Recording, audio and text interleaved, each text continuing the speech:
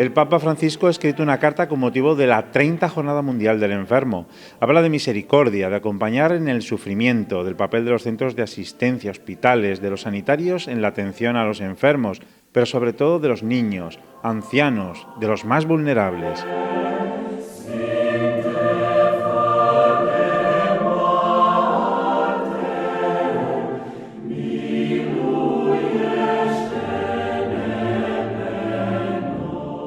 Nos dirigimos al Hospital Universitario Marqués de Valdecilla. Queremos conocer la motivación de esta jornada. Queremos saber la realidad de la infancia y de los más vulnerables durante la pandemia y el papel de los sanitarios. Iñaki Mardones, del equipo de capellanía y delegado de Pastoral de la Salud, nos lo explica. Pues estos tiempos de pandemia están siendo muy complicados, vemos mucho cansancio en todas las personas, incluso en los grupos de Pastoral de la Salud, incluso en los familiares, en todos los que tenemos alrededor, y cómo a la vez valoran los pequeños gestos de atención, el poder vivir la fe acompañando a su ser querido. Yo creo que nos ha hecho esta situación estar más atentos a lo verdaderamente importante, el cuidado de las personas, los gestos de cariño, en nuestro caso como creyentes vivir la fe, ¿no? Está siendo las dos cosas, un momento duro, difícil, cansado, pero también como reto y oportunidad.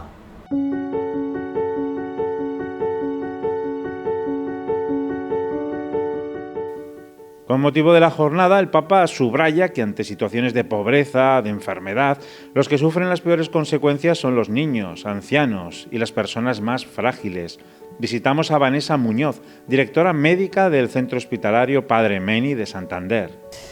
A ver, yo creo que en este tiempo de pandemia, es verdad que a lo mejor nuestros pacientes, los pacientes mentales en general, que viven con nosotros, ha sido muy dura en el sentido de que la misma situación que vivimos, a lo mejor la gente que está en casa, pues esos encierros, dificultad para relacionarnos, el traer la mascarilla, pues todo eso hay que agregar la dificultad que pueda tener una persona con algún problema de salud mental o con alguna discapacidad grave, ¿no?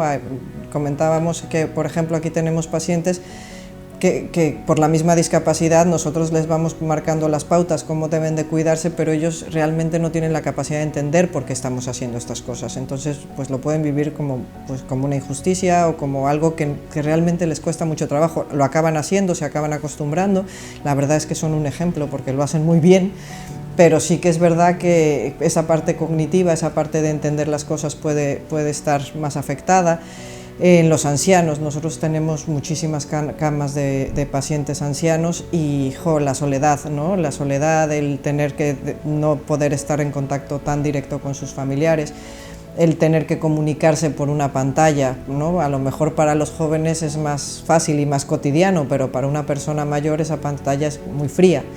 Y yo pienso eso por el lado de la gente que estaba aquí con nosotros en los momentos de encierro. Ahora estamos en otro punto, pero también por las familias, ¿no? Esa sensación de tener que confiar en nosotros porque no pueden venir a verlos, no pueden estar tan pendientes como les gustaría estar. Nosotros obviamente tenemos familias que vienen todos los días, que están con sus familiares y tener que renunciar a eso, pues ha sido, yo creo que muy duro. Vanessa, supongo que en Padre Meni os ha tocado reinventaros con motivo de la pandemia. Nosotros aquí hemos hecho un poco pues, sobre la marcha, ¿no? Hemos tenido momentos en la pandemia que hemos hecho un poco de todo, ¿no? Hemos puesto un teléfono abierto en los momentos más críticos de la pandemia con apoyo psicológico y emocional por parte de nuestros psicólogos y terapeutas.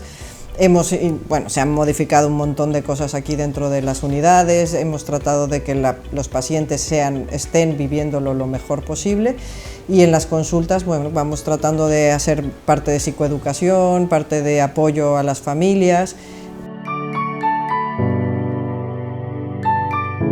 El virus apenas afecta a nivel clínico a niños y adolescentes, pero las consecuencias indirectas repercuten en sentimientos de soledad, tristeza, salud mental.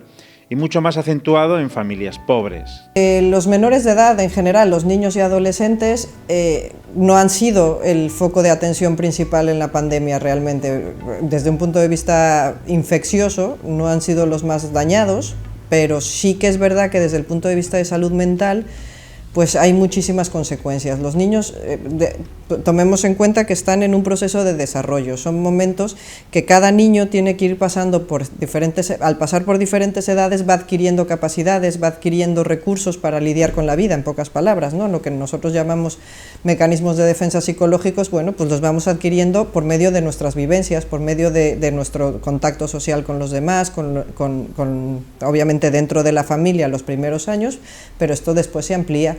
Entonces, eso, al verse truncado, pues crea dificultades. Los niños, las cosas que tienen que vivirse por la misma evolución de las personas se han visto truncadas, ¿no?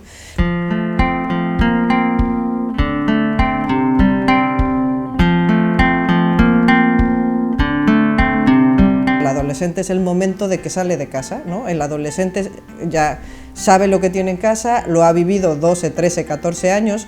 Cuando los padres te dicen, es que me dice que ya sabe lo que le voy a decir, pues sí, es que ya lo sabe, lleva 12 años oyéndolo, claro que sabe lo que le vas a decir, pero entonces es el momento en que el adolescente abre su mundo, ¿no? Abre su mundo a los colegas, a los amigos, al cole, a la gente, y va enriqueciendo ese mundo que trae de casa con el mundo que encuentra en los colegios. ¿Y qué pasa? Pues que eso también se ha visto truncado. Entonces esos procesos naturales, biológicos, evolutivos del menor que está en desarrollo, pues se han truncado pues porque tienen que estar en casa, porque no pueden relacionarse. Entonces todo eso se va truncando y claro, va trayendo cosas que los adolescentes, pues, o los menores en general, no solo los adolescentes, les cuesta más trabajo sacar adelante. Esta crisis, que es una crisis sanitaria, pero esta crisis viene acompañada de una crisis social, viene acompañada de una crisis económica. Todas esas angustias que se pueden vivir en casa porque a lo mejor no hay trabajo, porque los recursos se acaban o lo que sea, pues claro, el menor lo siente. Entonces, cuando hay problemas en los padres, por ejemplo, el niño no solo piensa, jo, mi papá lo está pasando mal o mi padre lo pasa mal, sino el niño también piensa, si a él le pasa algo, ¿quién me cuida a mí? Y eso también crea angustia, ¿no? Entonces el mundo se vuelve mucho más hostil, mucho más complejo y mucho más difícil de sobrellevar. Vanessa, ¿cómo podemos detectar que un hijo, que un alumno tiene problemas? Lo que más vemos son problemas obviamente emocionales, ansiedad, depresión, eso es lo que más se está presentando. La diferencia es que el adolescente o el menor no se va a deprimir como el adulto. Los síntomas son diferentes. Por esas mismas capacidades de expresar las emociones, el lenguaje no está tan desarrollado, la capacidad de entender lo que me pasa. Es que a ver, si hay adultos que no sabemos qué es lo que nos está pasando, simplemente nos sentimos mal, pues en un menor todavía eso es más común. Entonces, por ejemplo, a menor edad es más común en un niño deprimido que haya irritabilidad, que haya molestia, como cuando le duele la tripa, punto, ¿no? Me siento mal, no sé qué tengo y simplemente estoy más irritable, me concentro menos, estoy más como hiperactivo, más alterado. Puede haber obviamente alteraciones del sueño, a lo mejor en el apetito también, y sobre todo en menor edad es muy común las quejas por somatización, ¿no? Me duele la panza, me duele la cabeza, me duele todas estas cosas que lo reflejan más en el cuerpo. Cuando el niño va creciendo es más común que vaya adquiriendo las capacidades que tiene el adulto, entonces la depresión en el adolescente, sin ser igual, puede parecerse más a la depresión del adulto, ¿no? El niño ya lo puede verbalizar más, puede reconocer que se siente menos, que tiene dificultades para salir, que no se siente a gusto con los compañeros, una parte fundamental es que cosas que antes disfrutaba ahora ya no le hacen sentir bien.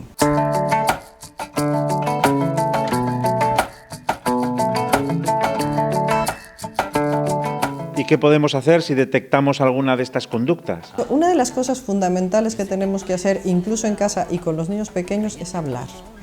Los niños, si hay una situación en casa que no es favorable, los niños se van a dar cuenta y van a pensar mucho peor de lo que es. Siempre la imaginación es mucho peor que la realidad.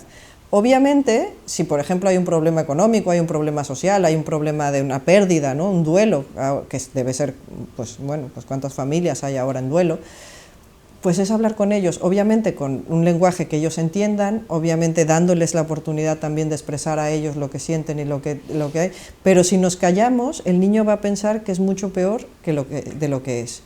Entonces, un punto importantísimo es poder hablar. Sí que es verdad que el adolescente no va a hablar con los padres, porque los adolescentes no hablan con los padres, porque los padres no saben nada, pero sí que puede haber algún profesor o alguna figura de referencia que le dé esa oportunidad al adolescente de hablar. Cuando hablamos es que la tensión disminuye muchísimo.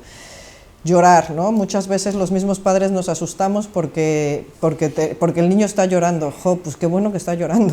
¡Qué bueno que está sacando! Es el momento de poder hablar con él, de achucharlo, de darle contención a esas emociones que él no puede controlar más porque lo desbordan, porque es un niño pequeño, y entonces poderle ayudar a metabolizar estas emociones. Si nos supera el problema y vemos que se agrava... Ya cuando las cosas están más preocupantes, bueno, pues hay que buscar apoyo ya sea de psicólogos, de orientadores, de psiquiatras si es necesario, y tratar, que lo mejor que puede pasar es que, mira, esto es una exageración, el niño está bien y ya está, ¿no? Pero no nos quedemos con la duda de que algo puede estar mal.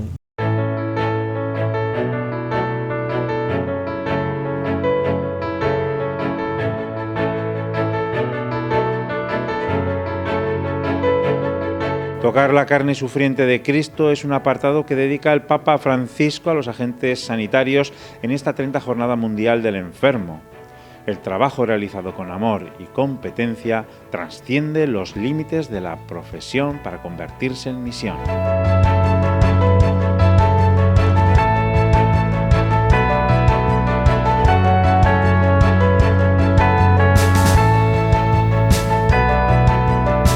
Nos dirigimos al pabellón 17, la UCI COVID del Hospital Universitario Marqués de Valdecilla.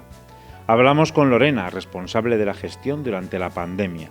Nos cuenta su testimonio. Al principio el acompañamiento fue, aparte de difícil, casi imposible, porque realmente empezamos no sabiendo mucho acerca del contagio, entonces al final no sabíamos muy bien cómo se contagiaba primero hacia nosotros, hacia el personal que atendíamos a los pacientes, y entonces no sometíamos eso tampoco a los familiares. Al principio no había visitas.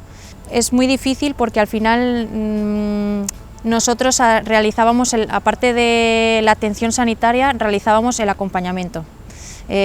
Muchas veces les tenías que agarrar la mano para, bueno, pues que no estuvieran solos, pero yo creo que como un familiar nada. Y eso ha sido muy duro, verles morir solos, solamente con nuestro acompañamiento, pero no es el de un familiar, no puede sustituir el de un familiar. Y yo creo que es un testimonio que tenemos que caer en cuenta, ¿no?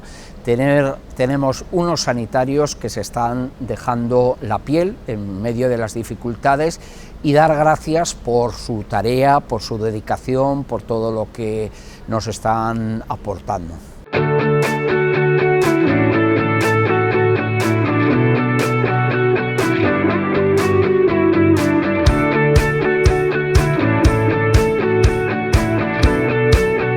No solo médicos, enfermeros, auxiliares, voluntarios, el papel de los familiares también ha sido vital. Sino que para nosotros también es fundamental el apoyo del familiar, porque eso se agradece en pacientes que realmente van progresando y bueno, muchos de ellos acaban intubados. Cuando se les extuba y empiezan a, bueno, pues que van mejorando, agradecen el acompañamiento de un familiar. Lorena, ¿con qué te quedas de tu trato con los pacientes COVID? Hay casos, 2, 3 casos que estuvieron una larga estancia con nosotros, mucho tiempo, y te visitan después, ¿no? Y al final, aparte de agradecer, que es lo bueno, normalmente pues existe eso por parte de los pacientes, ¿no? Un agradecimiento hacia los sanitarios, que al final nosotros estamos realizando nuestro trabajo, pero sí que te lo agradecen, pero ya no solamente te reconforta ese agradecimiento, que sí, sino realmente lo que estás viendo. El cómo les has visto durante tanto tiempo, lo que nos ha costado llevarlos adelante, que muchas veces han sido para adelante, 3 días para atrás, y son estancias de meses, y al final verles venir, caminar, hablar cuando han estado intubados con un atraqueo, eso al final te emociona. Ya no solamente agradeces que te lo agradezcan, sino que te emociona, que dices, bueno, pues al final es una labor que nos ha costado, que hemos estado ahí y al final ha servido para algo, ¿no?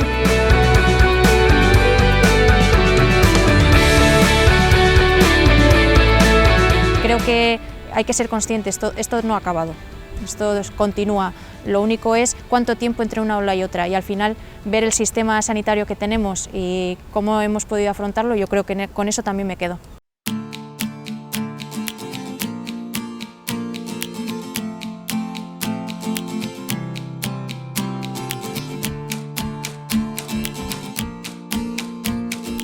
Finalmente, el Papa, en su mensaje de la Jornada Mundial del Enfermo, termina hablando de la misericordia pastoral, de la presencia y cercanía, de la misericordia y del papel que realiza la Pastoral de la Salud.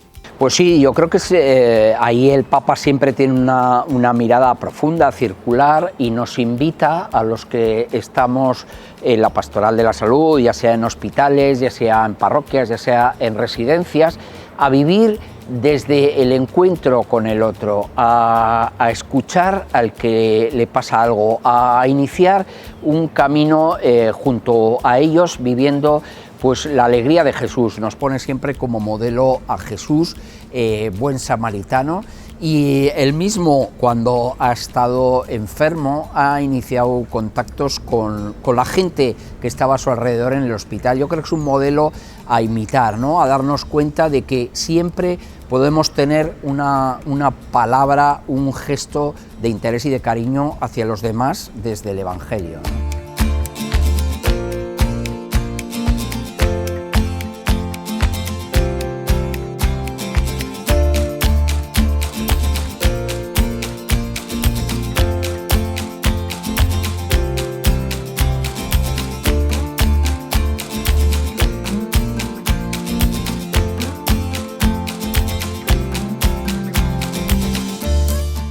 ¿Los pacientes también evangelizan?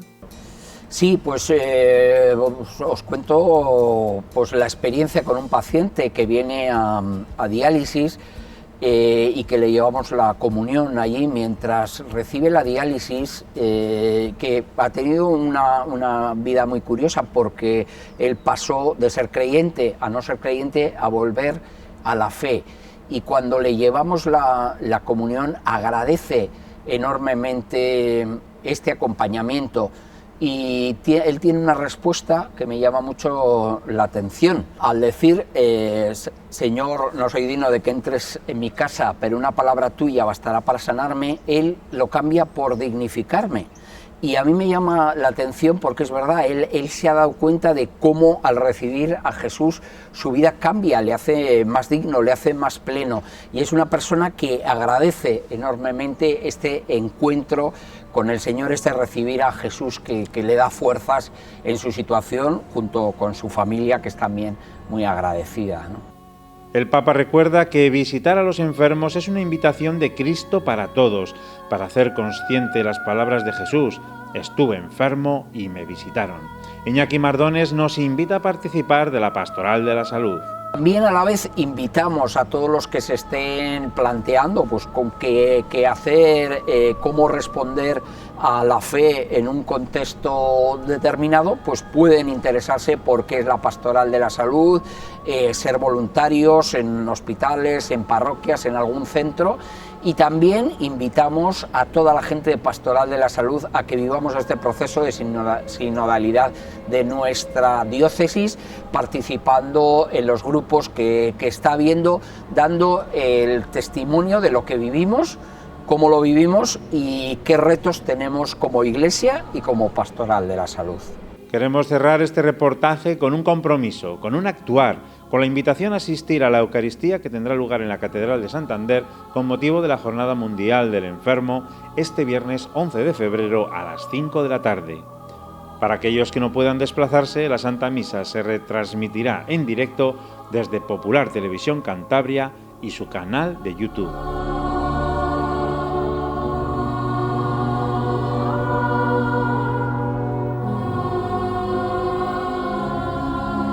Una jornada en la que podremos pedir la intercesión de la Virgen de Lourdes, la Virgen María, salud de los enfermos.